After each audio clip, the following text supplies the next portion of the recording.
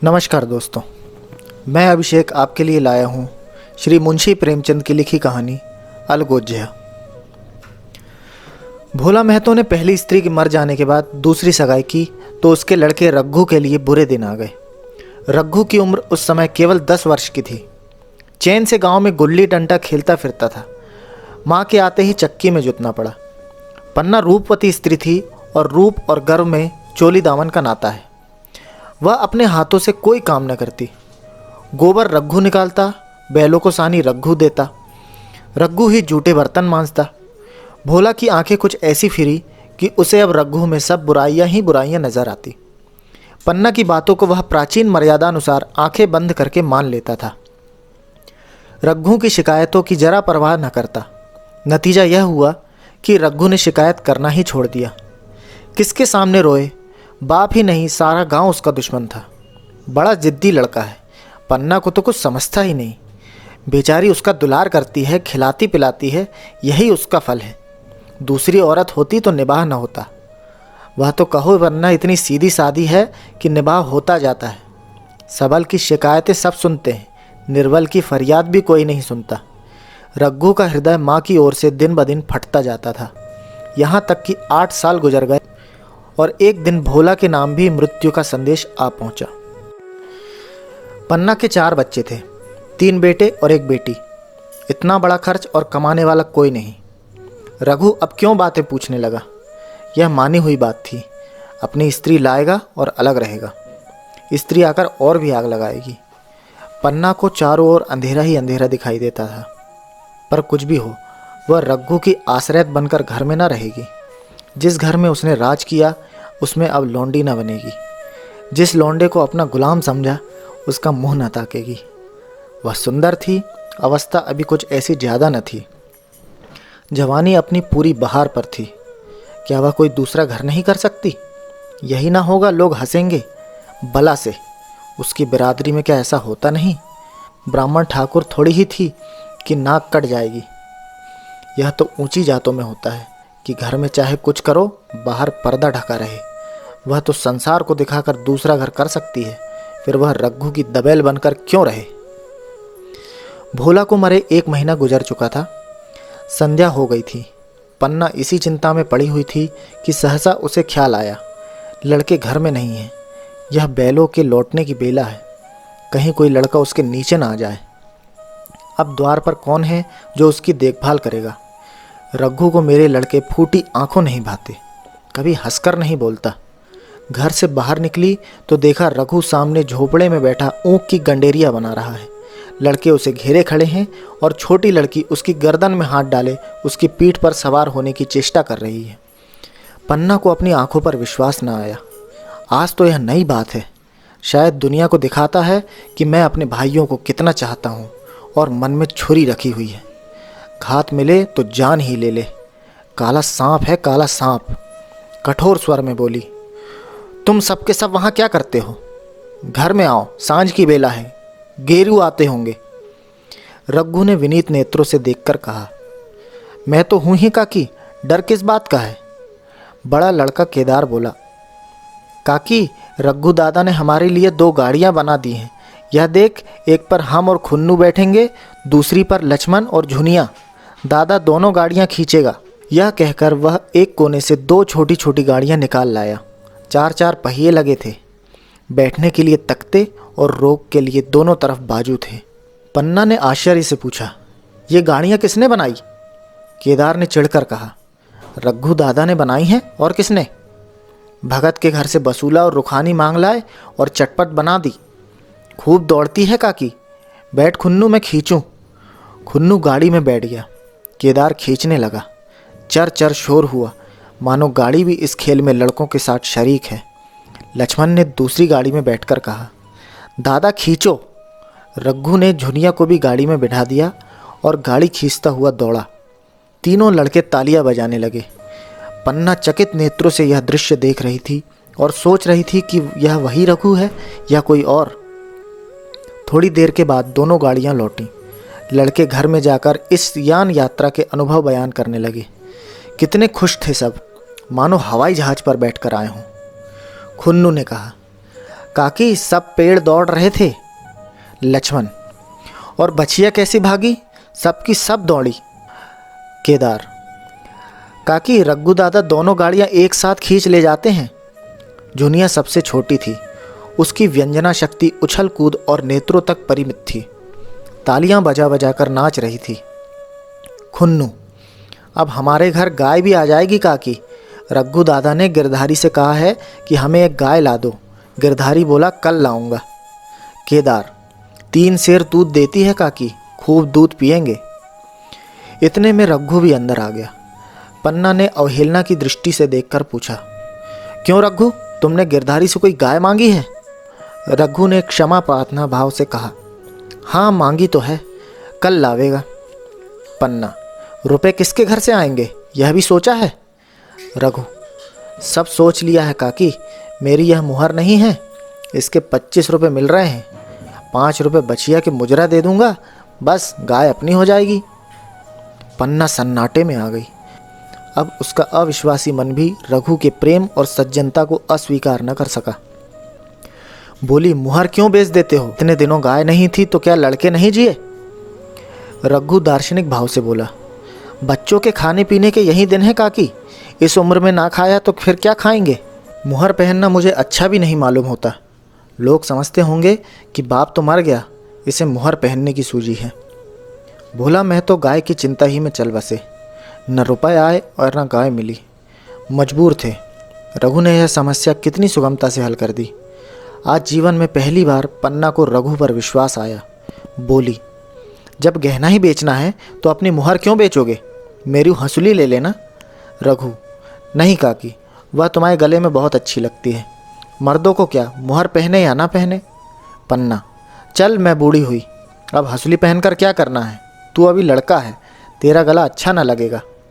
रघु मुस्कुरा कर बोला, तुम अभी से कैसे बूढ़ी हो गई, गांव में है कौन तुम्हारे बराबर? रघु की सरल आलोचना ने पन्ना को लज्जित कर दिया। उसके रूखे मुरझाए मुख पर प्रसन्नता की लाली दौड़ गई। 5 साल गुजर गए। रघु का सा मेहनती, ईमानदार, बात का धनी दूसरा किसान गांव में न था। पन्ना की इच्छा के बिना कोई काम न करता। उसकी उम्र अब 23 साल की हो गई थी। पन्ना बार बार कहती, भैया बहू को विदा करा लाओ, कब तक नहर में पड़ी रहेगी? सब लोग मुझी को बदनाम करते हैं कि यही बहू को नहीं आने देती। मगर रघु टाल देता था, कहता कि अभी जल्दी क्या है। उसे अपनी स्त्री के रंग ढंग का कुछ परिचय दूसरों से मिल चुका था। ऐसी औरत को घर में लाकर वह अपनी शांति में बाधा नहीं डालना चाहता था।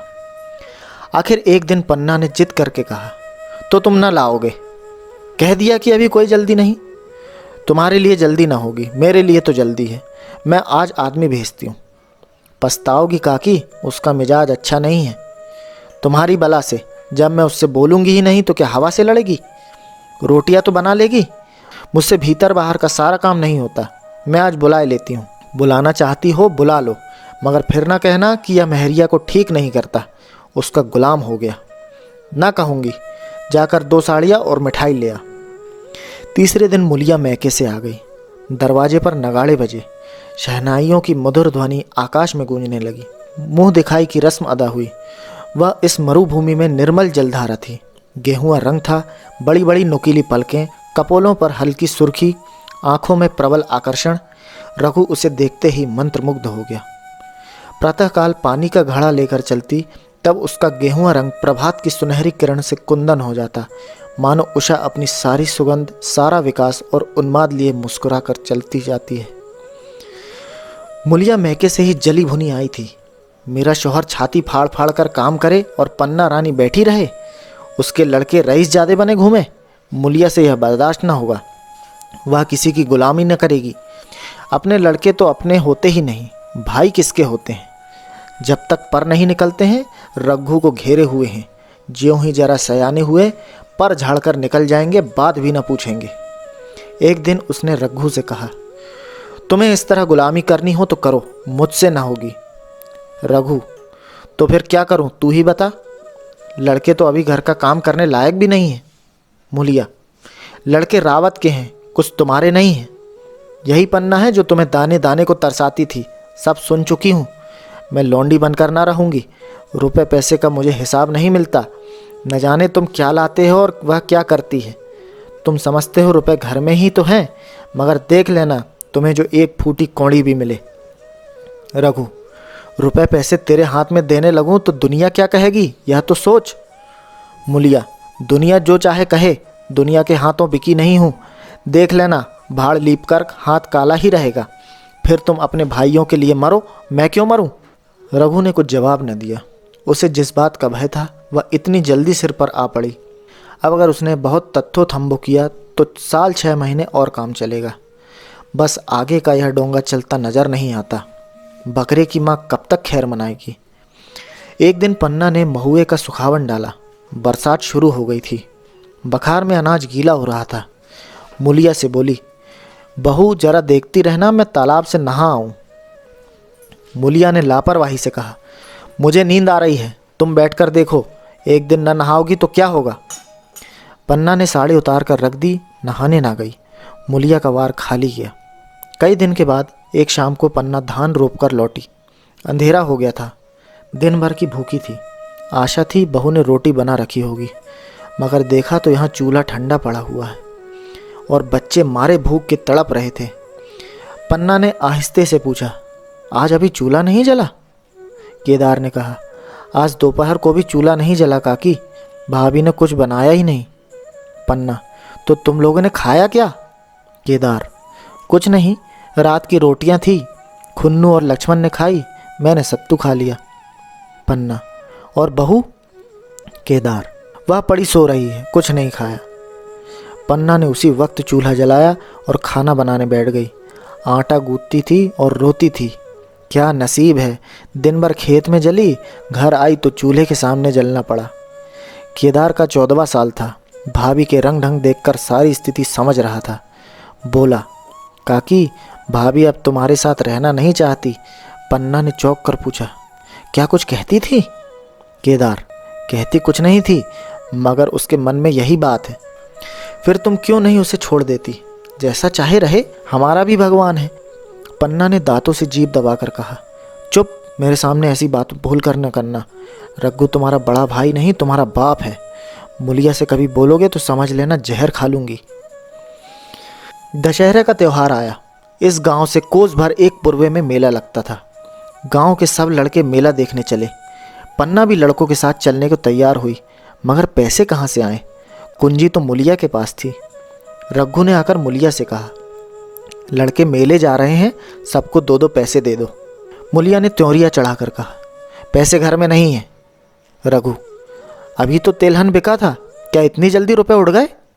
मूलिया, हाँ उड़ गए। रघु, कहाँ उड़ गए, जरा सुनूं, आज त्योहार के दिन लड़के मेले देखने ना जाएंगे? मूलिया, अपनी काकी से कहो पैसे निकालें, गाड़ कर क्या करेगी? खूंटी पर कुंजी लटक रही थी। रघु ने कुंजी उतारी और चाहा कि संदूक खोले कि मूलिया ने उसका हाथ पकड़ लिया और बोली, कुंजी मुझे दे दो, नहीं तो ठीक ना होगा। खाने पहनने को भी चाहिए, कागज किताब को भी चाहिए, उस पर मेला देखने को भी चाहिए। हमारी कमाई इसलिए नहीं है कि दूसरे खाएं और मूछों पर ताव दे। पन्ना ने रघु से कहा, भैया पैसे क्या होंगे, लड़के मेला देखने ना जाएंगे? रघु ने झिड़क कर कहा, मेला देखने क्यों ना जाएंगे, सारा गांव जा रहा है, हमारे लड़के ना जाएंगे? यह कहकर रघु ने अपना हाथ छुड़ा लिया और पैसे निकालकर लड़कों को दे दिए। मगर कुंजी जब मूलिया को देने गया तब उसने उसे आंगन में फेंक दिया और मुंह लपेट कर लेट गई। लड़के मेले देखने न गए। इसके बाद 2 दिन गुजर गए। मूलिया ने कुछ नहीं खाया और पन्ना भी भूखी रही। रघु कभी इसे मनाता, कभी उसे, पर न यह उठती न वह। आखिर रघु ने हैरान होकर मूलिया से पूछा, कुछ मुंह से तो कह, चाहती क्या है? मूलिया ने धरती को संबोधित करके कहा, मैं कुछ नहीं चाहती, मुझे मेरे घर पहुंचा दो। रघु, अच्छा उठ, बना खा, पहुंचा दूंगा। मूलिया ने रघु की ओर आंखें उठाई। रघु उसकी सूरत देखकर डर गया। वह माधुर्य, वह मोहकता, वह लावण्य गायब हो गया था। दांत निकल आए थे, आंखें फट गई थी और नथुने फड़क रहे थे। अंगारे किसी लाल आंखों को देखकर बोली, अच्छा तो काकी ने यह सलाह दी है, यह मंत्र पढ़ाया है, तो यहाँ ऐसी कच्ची नहीं हूँ, तुम दोनों की छाती पर मूंग दलूंगी, हो किस फेर में?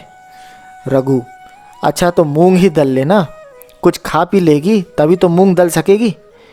मूलिया, अब तो तभी मुंह में पानी डालूंगी जब घर अलग हो जाएगा। बहुत झेल चुकी, अब नहीं झेला जाता। रघु सन्नाटे में आ गया। 1 मिनट तक उसके मुंह से आवाज़ ही न निकली। अलग होने की उसने स्वप्न में भी कल्पना न की थी। उसने गांव में 2-4 परिवारों को अलग होते देखा था। वह खूब जानता था, रोटी के साथ लोगों के हृदय भी अलग हो जाते हैं, अपने हमेशा के लिए गैर हो जाते हैं। फिर उनमें वह नाता नहीं रह जाता जो गांव और आदमियों में।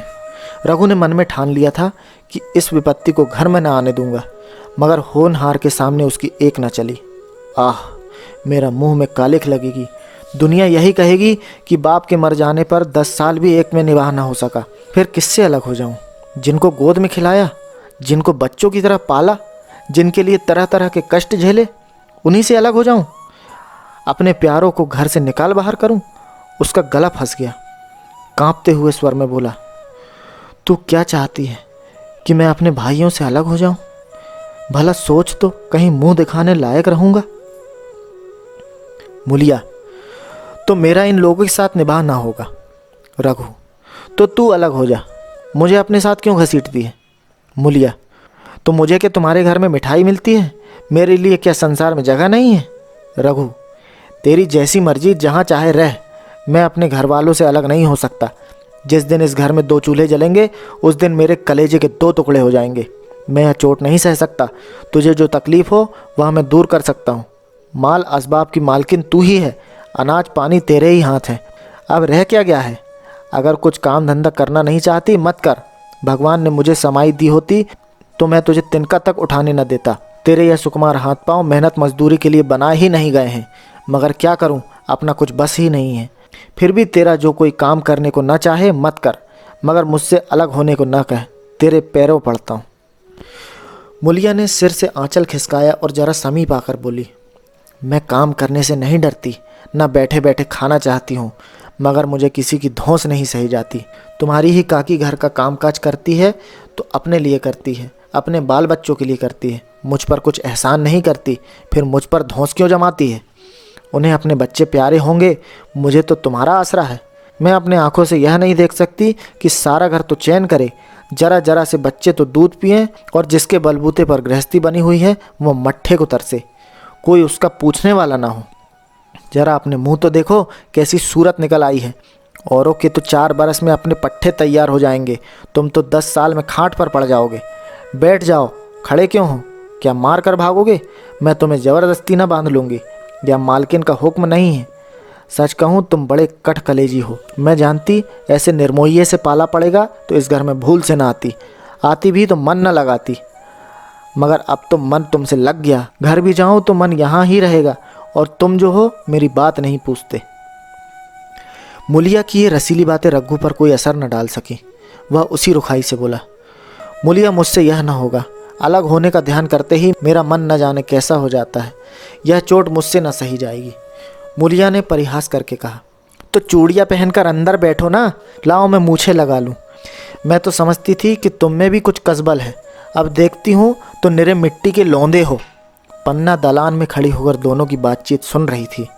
अब उससे न रहा गया। सामने आकर रघु से बोली, जब वह अलग होने पर तुली है, फिर तुम क्यों उसे ज़बरदस्ती मिलाए रखना चाहते हो? तुम उसे लेकर रहो, हमारे भगवान मालिक हैं। जब महतो मर गए थे और कहीं पत्ती की छाह भी न थी, जब उस वक्त भगवान ने निभा दिया तो अब क्या डर? अब तो भगवान की दया से तीनों लड़के सयाने हो गए हैं, अब कोई चिंता नहीं। रघु ने आंसू भरी आंखों से पन्ना को देखकर कहा, काकी, तू भी पागल हो गई है क्या? जानती नहीं 2 रोटियां होते ही 2 मन हो जाते हैं। पन्ना, जब वह मानती ही नहीं तब तुम क्या करोगे? भगवान की मर्जी होगी तो कोई क्या करेगा? परालब्ध में जितने दिन एक साथ रहना लिखा था उतने दिन रहे, अब उसकी यही मर्जी है तो यही सही। तुमने मेरे बाल बच्चों के लिए जो कुछ किया वह भूल नहीं सकती। तुमने इनके सिर हाथ न रखा होता तो आज इनकी न जाने क्या गति होती, न जाने किसके द्वार पर ठोकरे खाते होते, न जाने कहाँ भीख मांगते। तुम्हारा जस मरते दम तक गाऊंगी। अगर मेरी खाल तुम्हारे जूते बनाने के काम आए तो खुशी से दे दूंगी। चाहे तुमसे अलग हो जाऊं, पर जिस घड़ी पुकारोगे कुत्ते की तरह दौड़ी आऊंगी। यह भूलकर भी न सोचना कि तुमसे अलग होकर तुम्हारा बुरा चेतूंगी। जिस दिन तुम्हारा अनभल मेरे मन में आएगा उसी दिन विष खाकर मर जाऊंगी। भगवान करे तुम दूधो नहाओ फूतो फलो, मरते दम तक यही असीस मेरे रोए रोए से निकलती रहेगी। और अगर लड़के भी अपने बाप के हैं तो मरते दम तक तुम्हारे पोस मानेंगे। यह कहकर पन्ना रोती हुई वहाँ से चली गई। रघु वही मूर्ति की तरह बैठा रहा। आसमान की ओर टकटकी लगी थी और आंखों से आंसू बह रहे थे। पन्ना की बातें सुनकर मुलिया समझ गई कि अपने पौ बारा है। चटपट उठी, घर में झाड़ू लगाई, चूल्हा जलाया और कुएं से पानी लेने चली। उसकी टेक पूरी हो गई थी। गांव में स्त्रियों के दो दल होते हैं, एक बहुओं का, दूसरा सासों का। बहुएं सलाह और सहानुभूति के लिए अपने दल में जाती हैं, सासें अपने में। दोनों की पंचायतें अलग होती हैं। मुलिया के कुएं पर 2-3 बहुएं मिल गई। एक से पूछा, आज तो तुम्हारी बुढ़िया बहुत रोध हो रही थी। मुलिया ने विजय के गर्व से कहा, इतने दिनों से घर की मालकिन बनी हुई है, राजपाट छोड़ते किसे अच्छा लगता है। बहन, मैं उसका बुरा नहीं चाहती, लेकिन एक आदमी की कमाई में कहाँ तक बरकत होगी।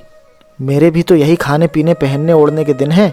अभी उसके पीछे मरो, फिर बाल बच्चे हो जाएं, उनके पीछे मरो, सारी जिंदगी रोते ही कट जाए। एक बहू, बुढ़िया यही चाहती है कि यह सब जन्म भर लौंडी बनी रहे, मोटा झोंटा खाए और पड़ी रहे। दूसरी बहू, किस भरोसे पर कोई मरे। अपने लड़के तो बात नहीं पूछे, पराए लड़कों का क्या भरोसा। कल इनके हाथ पैर हो जाएंगे, फिर कौन पूछता है। अपनी अपनी मेहरिया का मुंह देखेंगे, पहले ही से फटकार देना अच्छा है, फिर तो कोई कलंक ना होगा। मुलिया पानी लेकर गई, खाना बनाया और रघु से बोली, जाओ नहा आओ, रोटी तैयार है। रघु ने मानो सुना ही नहीं, सिर पर हाथ रखकर द्वार की तरफ ताकता रहा। मुलिया, क्या कहती हूँ, कुछ सुनाई देता है? रोटी तैयार है, जाओ नहा लो। रघु, सुन तो रहा हूँ, क्या बहरा हूँ?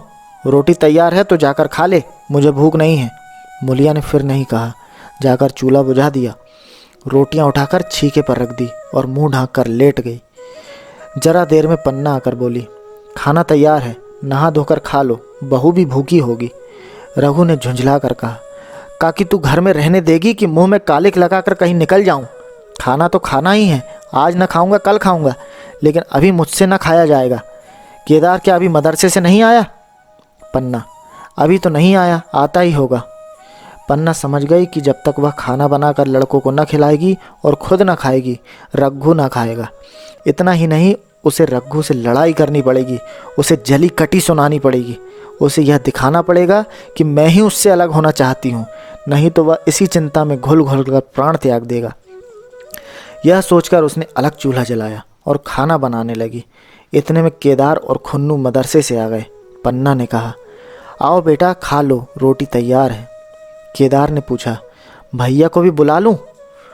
पन्ना, तुम आकर खा लो, उसकी रोटी बहू ने अलग बनाई है। खुन्नू, जाकर भैया से पूछना आऊं?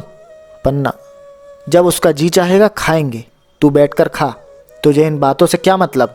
जिसका जी चाहेगा खाएगा, जिसका जी ना चाहेगा ना खाएगा। जब वह और उसकी बीवी अलग रहने पर तुले हैं तो कौन मनाए? केदार, तो क्यों अम्मा जी, क्या हम अलग घर में रहेंगे? पन्ना, उनका जी चाहे एक घर में रहे, जी चाहे आंगन में दीवार डाल दें। खुन्नू ने दरवाजे पर आकर झांका। सामने फूस की झोपड़ी थी, वही खाट पर पड़ा रघु नरियल पी रहा था। खुन्नू, भैया तो अभी नरियल लिए बैठे हैं। पन्ना, जब जी चाहेगा खाएंगे। केदार, भैया ने भाभी को डांटा नहीं? मुलिया अपनी कोठरी में पड़ी सुन रही थी, बाहर आकर बोली, भैया ने तो नहीं डांटा, अब तुम आकर डांटो। केदार के चेहरे का रंग उड़ गया, फिर जबान न खोली। तीनों लड़कों ने खाना खाया और बाहर निकले। लू चलने लगी थी। आम के बाग में गांव के लड़के लड़कियां हवा से गिरे हुए आम चुन रहे थे। केदार ने कहा, आज हम भी आम चुनने लगे, खूब आम गिरे हैं। खुन्नू, दादा जो बैठे हैं। लक्ष्मण, मैं ना जाऊंगा, दादा घुड़केंगे। केदार, वह तो अब अलग हो गए। लक्ष्मण, तो अब हमको कोई मारेगा तब भी दादा ना बोलेंगे? केदार, वाह, तब क्यों ना बोलेंगे? रघु ने तीनों लड़कों को दरवाजे पर खड़े देखा पर कुछ बोला नहीं। पहले तो वह घर के बाहर निकलते तो उन्हें डांट बैठता था, पर वह आज मूर्ति के समान निश्चल बैठा रहा। अब लड़कों को कुछ साहस हुआ, कुछ दूर और आगे बढ़े। रघु अब भी ना बोला, कैसे बोले? वह सोच रहा था, काकी ने लड़कों को खिला पिला दिया, मुझसे पूछा तक नहीं। क्या उसकी आंखों पर भी पर्दा पड़ गया है? अगर मैंने लड़कों को पुकारा और वह ना आए, मैं उनको मार पीट तो ना सकूंगा। लू में सब मारे मारे फिरेंगे, कहीं बीमार ना पड़ जाएं। उसका दिल महसूस कर रह जाता था, लेकिन मुंह से कुछ कह न सकता था। लड़कों ने देखा कि यह बिल्कुल नहीं बोलते तो निर्भय होकर चल पड़े। सहसा मुलिया ने आकर कहा, अब तो उठोगे कि अब भी नहीं? जिनके नाम पर फाका कर रहे थे उन्होंने मज़े से लड़कों को खिलाया और आप खाया, अब आराम से सो रही हैं। मोर पिया बात न पूछे, मोर सुहागिन नाव। एक बार भी तो मुंह से न फूटा कि चलो भैया खा लो। रघु को इस समय मर्मांतक पीड़ा हो रही थी। मुलिया के इस कठोर शब्दों ने घाव पर नमक छिड़क दिया। दुखित नेत्रों से देखकर बोला, तेरी जो मर्जी थी वही तो हुआ, अब जा ढोल बजा। मुलिया, नहीं, तुम्हारे लिए थाली परोसे बैठी है। रघु, मुझे चिढ़ा मत, तेरे पीछे मैं बदनाम हो रहा हूँ। जब तू किसी की होकर नहीं रहना चाहती तो दूसरों को क्या गरज है जो तेरी खुशामद करे। जाकर काकी से पूछ, लड़के आम चुनने गए हैं, उन्हें पकड़ लाऊं? मुलिया अंगूठा दिखाकर बोली, यह जाता है, तुम्हें 100 बार गरज हो, जाकर पूछो। इतने में पन्ना भी भीतर से निकल आई। रघु ने पूछा, लड़के बगीचे में चले गए काकी, लू चल रही है। पन्ना, अब उनका कौन 75 है? बगीचे में जाए, पेड़ पर चढ़ें, पानी में डूबें, मैं अकेली क्या क्या करूं? रघु, जाकर पकड़ लाऊं? पन्ना, जब तुम्हें अपने मन से नहीं जाना है तो फिर मैं जाने को क्यों कहूं? तुम्हें रोकना होता तो रोक ना देते, तुम्हारे सामने ही तो गए होंगे। पन्ना की बात पूरी भी ना हुई थी कि रघु ने नारियल कोने में रख दिया और बाग की तरफ चला। रघु लड़कों को लेकर बाग से लौटा तो देखा मुलिया अभी तक झोपड़े में खड़ी है। बोला, तू जाकर खा क्यों नहीं लेती? मुझे तो इस बेला भूख नहीं है। मुलिया ऐंठ कर बोली, हाँ भूख क्यों लगेगी, भाइयों ने खाया, वह तुम्हारे पेट में पहुंच ही गया होगा। रघु ने दांत पीस कर कहा, मुझे जलाओ मत मुलिया, अच्छा ना होगा। खाना कहीं भागा नहीं जाता, एक बेला ना खाऊंगा तो मर ना जाऊंगा। क्या तू समझती है घर में आज कोई छोटी बात हो गई है? तूने घर में चूल्हा नहीं जलाया, मेरे कलेजे में आग लगाई है। मुझे घमंड था कि और चाहे कुछ हो जाए पर मेरे घर में फूट का रोग ना आने पाएगा, पर तूने मेरा घमंड चूर कर दिया। परालब्ध की बात है। मुलिया तिनक कर बोली, सारा मोह छो तुम ही को है कि और किसी को है?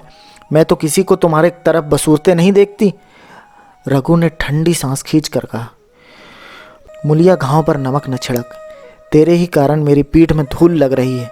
मुझे इस गृहस्थी का मोह न होगा तो किसे होगा? मैंने ही तो इसे मर मर जोड़ा है। जिनको गोद में खिलाया वही अब मेरे पट्टीदार होंगे। जिन बच्चों को मैं डांटता था उन्हें आज कड़ी आंखों से भी नहीं देख सकता। मैं उनके भले के लिए कोई भी बात करूं तो दुनिया यही कहेगी कि यह अपने भाइयों को लूटे लेता है। जा मुझे छोड़ दे, अभी मुझसे कुछ न खाया जाएगा। मुलिया, मैं कसम रखा दूंगी, नहीं चुपके से चले चलो। रघु, देख अब भी कुछ नहीं बिगड़ा है, अपना हट छोड़ दे। मुलिया, हमारा ही लहू पिए, जो खाए ना उठे। रघु ने कानों पर हाथ रखकर कहा, यह तूने क्या किया मुलिया? मैं तो उठ ही रहा था, चल खा लूँ, नहाने धोने कौन जाए। लेकिन इतना कह देता हूँ, चाहे 4 की जगह 6 रोटियाँ खा जाऊँ, चाहे तू मुझे घी के मटके में ही डुबा दे, पर यह दाग मेरे दिल से न मिटेगा। मुलिया, दाग साग सब मिट जाएगा, पहले सबको ऐसा ही लगता है। देखते नहीं हो उधर कैसी चैन की बंसी बज रही है? वह तो मना ही रही थी कि किस तरह सब अलग हो जाएं। अब वह पहले किसी चांदी तो नहीं है कि घर में कुछ आवे, सब गायब। अब क्यों हमारे साथ रहने लगी? रघु ने आहत स्वर में कहा, इसी बात का तो मुझे गम है, काकी से मुझे ऐसी आशा न थी। रघु खाने बैठा तो कौर विष के घूंट सा लगता था। जान पड़ता था रोटियां भूसी की है, दाल पानी सी लगती थी। पानी कंठ के नीचे न उतरता था, दूध की तरफ देखा तक नहीं। 2-4 ग्रास खाकर उठाया जैसे किसी प्रियजन के श्राद्ध का भोजन हो। रात का भोजन भी उसने इसी तरह किया। भोजन क्या किया, कसम पूरी की। रात भर उसका चित्त उद्विग्न रहा। एक अज्ञात शंका उसके मन पर छाई हुई थी, जैसे भोला महतो द्वार पर बैठा रो रहा हो। वह कई बार चौंक कर उठा, ऐसा जान पड़ा भोला उसकी ओर तिरस्कार की आंखों से देख रहा है। वह दोनों जून भोजन करता था, पर जैसे शत्रु के घर। भोला की शोकमग्न मूर्ति आंखों से न उतरती थी। रात को उसे नींद न आती। वह गांव में निकलता तो इस तरह मुंह चुराए, सिर झुकाए, मानो गौ हत्या कर दी हो। 5 साल गुजर गए। रघु अब 2 लड़कों का बाप था। आंगन में दीवार खिंच गई थी, खेतों में मेड़े डाल दी गई थी और बैल बछियां बांट लिए गए थे। केदार की उम्र अब 19 की हो गई थी। उसने पढ़ना छोड़ दिया और खेती का काम करता था। खुन्नू गाय चराता था। केवल लक्ष्मण मदरसे जाता था। पन्ना और मुलिया दोनों एक दूसरे की सूरत से जलती थी। मुलिया के दोनों लड़के बहुधा पन्ना ही के पास रहते थे। वह उन्हें उपटन मलती, वही काजल लगाती, वही गोद में लिए फिरती, मगर मुलिया के मुंह से अनुग्रह का एक भी शब्द न निकलता। न पन्ना ही इसकी उत्सुक थी। वह जो कुछ करती निर्व्याज भाव से करती थी। उसके दो दो लड़के अब कमाऊ हो गए थे। लड़की खाना पका लेती थी, वह खुद ऊपर का कामकाज कर लेती थी। इसके विरुद्ध रघु अपने घर का अकेला था। वह भी दुर्बल, अशक्त और जवानी में बूढ़ा। अभी आयु 30 वर्ष से अधिक न थी, लेकिन बाल खिचड़ी हो गए थे। कमर भी झुक चली थी। खांसी ने जीर्ण कर दिया था। देखकर दया आती थी। और खेती पसीने की वस्तु है। खेती की जैसी सेवा होना चाहिए वह उससे ना हो पाती थी। फिर अच्छी फसल कहाँ से आती। कुछ ऋण भी हो गया था। वह चिंता और भी मारे डालती थी। चाहिए तो यह था कि अब उसे कुछ आराम मिलता। इतने दिनों के निरंतर परिश्रम के बाद सिर का बोझ कुछ हल्का होता, लेकिन मुलिया की स्वार्थपरता और अदूरदर्शिता ने लहराती हुई खेती उजाड़ दी। अगर सब एक साथ रहते तो वह अब तक पेंशन पा जाता। मज़े में द्वार पर बैठा हुआ नारियल पीता। भाई काम करते वह सलाह देता। महतो बन फिरता। कहीं किसी के झगड़े चुकाता, कहीं साधु संतों की सेवा करता। वह अवसर हाथ से निकल गया। अब तो चिंता भार दिन ब दिन बढ़ता जाता था। आखिर उसे धीमा धीमा ज्वर रहने लगा। हृदय शूल, चिंता, कड़ा परिश्रम और अभाव का यही पुरस्कार है। पहले कुछ परवाह न की, समझा आप ही आप अच्छा हो जाएगा। मगर कमजोरी बढ़ने लगी तो दवा की फिक्र हुई। जिसने जो बता दिया खा लिया। डॉक्टरों और वैद्यों के पास जाने का सामर्थ्य कहाँ, और सामर्थ्य भी होती तो रुपए खर्च कर देने के सिवा और नतीजा ही क्या था। जीर्ण ज्वर की औषधि आराम और पुष्टिकारक भोजन है। न वह बसंत मालती का सेवन कर सकता था और न आराम से बैठकर बलवर्धक भोजन कर सकता था। कमजोरी बढ़ती ही गई। पन्ना को अवसर मिलता तो वह आकर उसे तसल्ली देती, लेकिन उसके लड़के अब रघु से बात भी न करते थे। दवा दारू तो क्या करते, उसका और मजाक उड़ाते। भैया समझते थे कि हम लोगों से अलग होकर सोने की ईंट रख लेंगे। भाभी भी समझती थी सोने से लद जाऊंगी। अब देखें कौन पूछता है। सिसक सिसक कर ना मरे तो कह देना। बहुत हाय हाय भी अच्छी नहीं होती। आदमी उतना काम करे जितना हो सके, यह नहीं कि रुपए के लिए जान दे दे। पन्ना कहती, रघु बेचारे का कौन दोष है। केदार कहता, चल मैं खूब समझता हूँ। भैया की जगह मैं होता तो डंडे से बात करता। मजाल थी कि औरतें यूँ जिद करती। यह सब भैया की चाल थी, सब सदी बदी बात थी। आखिर एक दिन रघु का टिमटिमाता हुआ जीवन दीपक बुझ गया। मौत ने सारी चिंताओं का अंत कर दिया। अंत समय उसने केदार को बुलाया था, पर केदार को ऊँख में पानी देना था। डरा कहीं दवाई के लिए न भेज दे, बहाना बना दिया। मुलिया का जीवन अंधकार में हो गया। जिस भूमि पर उसने मंसूबों की दीवार खड़ी की थी वह नीचे खिसक गई। जिस खूंटे के बल पर वह उछल रही थी वह उखड़ गया। गांव वालों ने कहना शुरू किया, ईश्वर ने कैसा तत्काल दंड दिया। बेचारी मारे लाज के अपने दोनों बच्चों को लिए रोया करती। गांव में किसी को मुंह दिखाने का साहस न होता। प्रत्येक प्राणी उससे यह कहता हुआ मालूम होता था, मारे घमंड के धरती पर पांव न रखती थी। आखिर सजा मिल गई कि नहीं। अब इस घर में कैसे निर्वाह होगा। वह किसके सहारे रहेगी, किसके बल पर खेती होगी। बेचारा रघु बीमार था, दुर्बल था, पर जब तक जीता रहा अपना काम करता रहा। मारे कमजोरी के कभी कभी सिर पकड़ कर बैठ जाता और जरा दम लेकर फिर हाथ चलाने लगता था। सारी खेती तहस नहस हो रही थी। उसे कौन संभालेगा। अनाज की डांठें खलिहान में पड़ी थी, ऊख अलग सूख रही थी। वह अकेले क्या क्या करेगी। फिर सिंचाई अकेले आदमी का तो काम नहीं, 3-3 मजदूरों को कहाँ से लाए। गांव में मजदूर थे ही कितने। आदमियों के लिए खींचातानी हो रही थी, क्या करे क्या ना करे। इस तरह 13 दिन बीत गए। क्रियाकर्म से छुट्टी मिली। दूसरे ही दिन सवेरे मुलिया ने दोनों बालकों को गोद में उठाया और अनाज मारने चली। खलिहान में पहुंचकर उसने एक को पेड़ के नीचे घास के नर्म बिस्तर पर सुला दिया और दूसरे को वहीं बैठाकर अनाज मारने लगी। बैलों को हाँकती थी और रोती थी। क्या इसलिए भगवान ने उसको जन्म दिया था। देखते देखते क्या से क्या हो गया। इन्हीं दिनों पिछले साल भी अनाज मारा गया था। वह रघु के लिए लोटे में शरबत और मटर की घुनकी लेकर आई थी। आज कोई उसके न आगे है न पीछे, लेकिन किसी की लौंडी तो नहीं हूँ। उसे अलग होने का अब भी पछतावा न था। एकाएक छोटे बच्चे का रोना सुनकर उसने उधर ताका तो बड़ा लड़का उसे चुमका कर कह रहा था, भैया तुप लाओ तुप लाओ। धीरे धीरे उसके मुंह पर हाथ फेरता था और चुप कराने के लिए विकल था। जब बच्चा किसी तरह चुप न हुआ तो वह खुद उसके पास लेट गया और उसे छाती से लगाकर प्यार करने लगा। मगर जब यह प्रयत्न भी सफल न हुआ तो वह भी रोने लगा। उसी समय पन्ना दौड़ी आई और छोटे बालक को गोद में उठाकर प्यार करती हुई बोली, लड़कों को मुझे क्यों ना दे आई बहू? हाय हाय, बच्चा धरती पर पड़ा लोट रहा है। जब मैं मर जाऊं तो जो चाहे करना, अभी तो जीती हूं। अलग हो जाने से बच्चे तो नहीं अलग हो गए। मुलिया ने कहा, तुम्हें भी तो छुट्टी नहीं थी अम्मा, क्या करती? पन्ना, तो तुझे यहाँ आने की ऐसी क्या जल्दी थी? डांट मार ना जाती? 3 लड़के तो हैं, किस दिन काम आएंगे? केदार तो कल ही मारने का कह रहा था, पर मैंने कहा पहले ऊख में पानी दे लो फिर अनाज मारना। मड़ाई तो 10 दिन बाद भी हो सकती है। ऊख की सिंचाई न हुई तो वह सूख जाएगी। कल से पानी चढ़ा हुआ है, परसों तक खेत पुर जाएगा, तब मड़ाई हो जाएगी। तुझे विश्वास ना आएगा, जब से भैया मरे हैं केदार को बड़ी चिंता हो गई है। दिन में 100 बार पूछता है, भाभी बहुत रोती तो नहीं है? देख लड़के भूखे तो नहीं हैं? कोई लड़का रोता है तो दौड़ आता है, देख अम्मा क्या हुआ, बच्चा क्यों रोता है? कल रोकर बोला, अम्मा मैं जानता कि भैया इतनी जल्दी चले जाएंगे तो उनकी कुछ सेवा कर लेता। कहाँ जगह जगह उठता था, अब देखती हो पहर रात से उठकर काम में लग जाता है। खुन्नू कल जरा सा बोला, पहले हम अपनी ऊख में पानी दे लेंगे तब भैया की ऊख में देंगे। इस पर केदार ने ऐसा डांटा कि खुन्नू के मुंह से फिर बात ना निकली। बोला, कैसी तुम्हारी और कैसी हमारी ऊख? भैया ने जला न लिया होता तो आज या तो मर गए होते या कहीं भीख मांगते होते। आज तुम्हें बड़े ऊख वाले बने हो, या उन्हीं का पुण्य प्रताप है कि आज भले आदमी बने बैठे हो। परसों रोटी खाने को बुलाने गई तो मड़ैया में बैठा रो रहा था। पूछा क्यों रोता है तो बोली, अम्मा भैया इसी अलगोज्जा के दुख से मर गए।